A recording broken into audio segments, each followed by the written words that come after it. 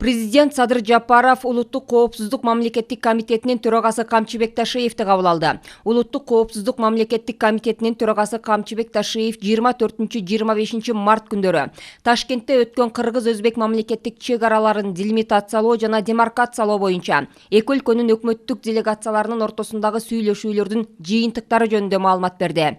Анын берген маалыматы боюнча эки мамлекет башчыларынын макулдашууларын ишке ашыруунун алкагында тараптар жыйынтыктоочу протоколго кол коюшту.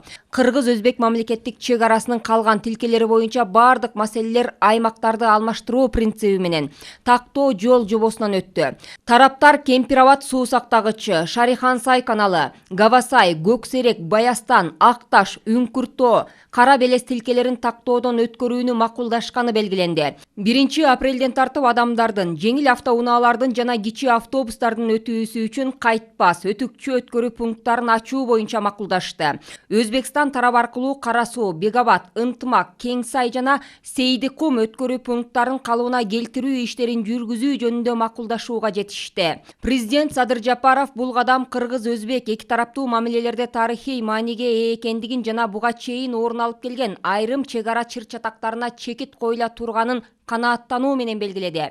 Бул эки боордош элдин ортосундагы достукту жана ынтымак коңшулукту, анын ичинде чек ара аймактарындагы эки мамлекеттин жашоочуларынын ортосундагы мамилени чыңдай турганына ишенимин билдирди. Мамлекет башчысы эки элдин көптөн берки тилеги бүгүнкү күндө реалдуулукка айланып бараткандыгын баса белгиледи.